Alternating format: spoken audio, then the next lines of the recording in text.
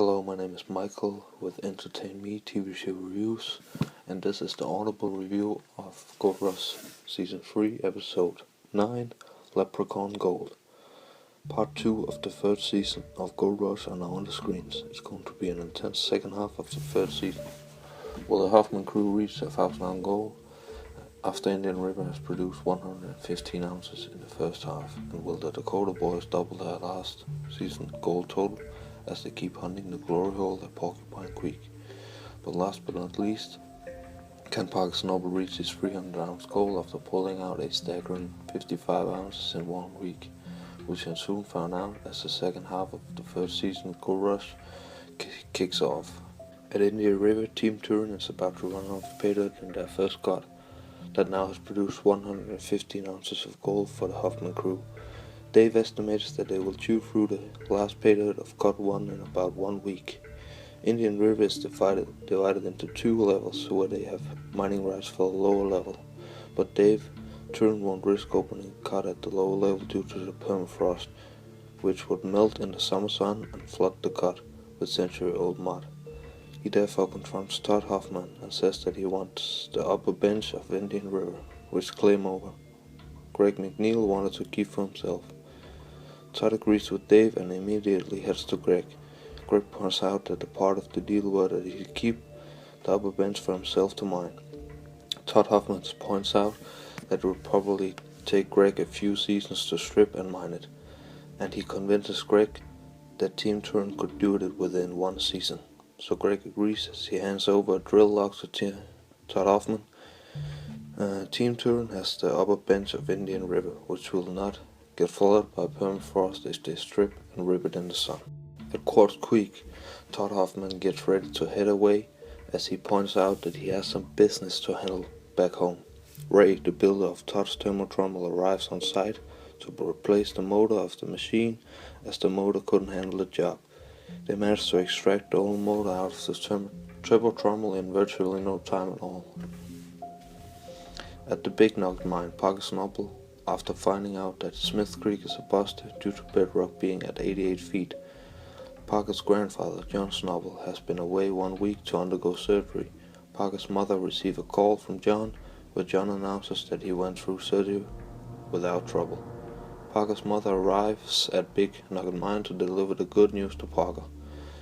As Smith Creek Hill is a bust, Parker now has to find new ground to keep his grandfather's 25-year-old mine running.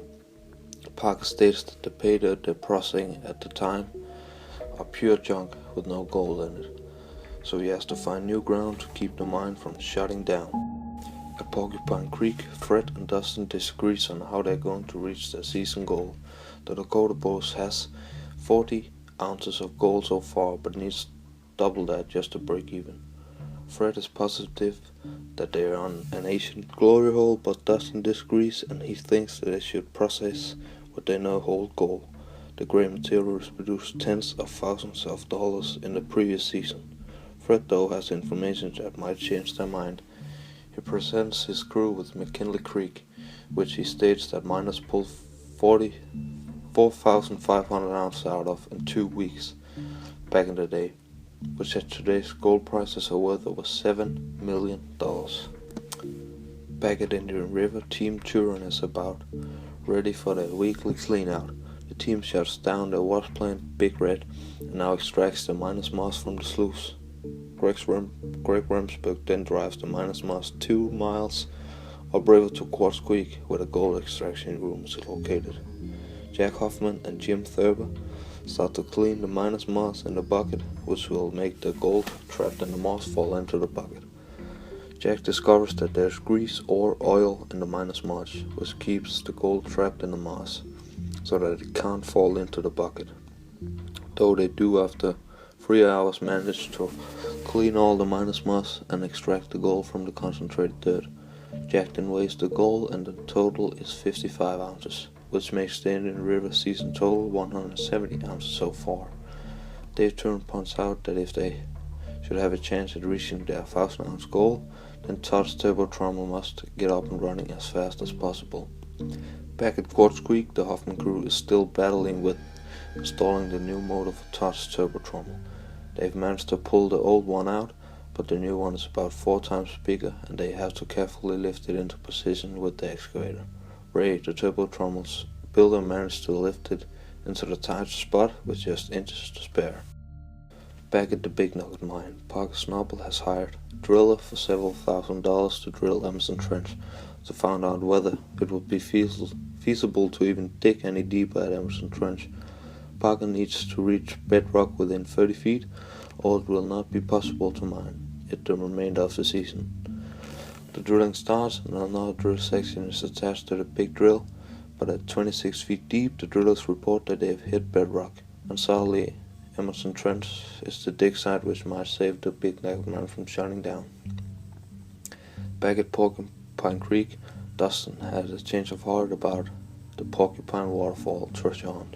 He's now, along with his father, all set on finding the bottom of the glory hole. After 20 hours of running the waterfall goal, they shut down to watch planning extracts the gold. At this point, the Dakota Boys have 40 ounces total, but needs at least double that to just break even. The result of the cleanout is 20 ounces of gold worth over $30,000 from just 20 hours of running waterfall dirt. Back at Quartz Creek, Ray, the inventor of Top's turbo trommel, has finally gotten a new motor installed. The team wastes no time firing up the revamped turbo trommel, and it spins up. It's looking very good. Andy, a member of Team Todd, loads the very first bucket into the trommel, and it processes it to perfection. Everything is ready for Quartz Creek to finally get into the game and put some ounces of gold to their names. Ray pans out the concentrate from the trommel, and the result is good news. Gold at last is to be found in the pan. So that was the audible review of Season 3, Episode 9, Leprechaun Gold. Thanks for listening.